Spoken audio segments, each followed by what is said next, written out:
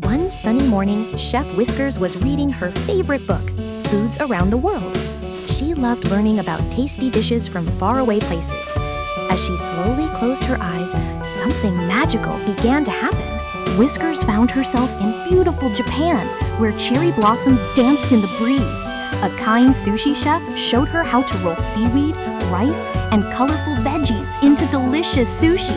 Yum! Next, she flew to bright and cheerful Mexico. Whiskers helped fill warm tortillas with beans, cheese, and crunchy veggies to make the tastiest tacos ever.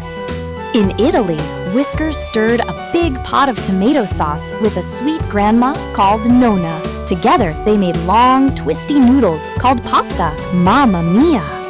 Suddenly, she was in the colorful streets of India. The air was full of amazing smells. The smiling chef taught Whiskers how to mix magical spices and stir a big pot of curry. From France, in a cozy bakery, Whiskers helped knead dough and bake crispy golden baguettes. The smell was warm and buttery.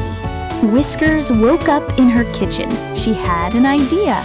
She invited her animal friends over and cooked one special dish from each place she visited.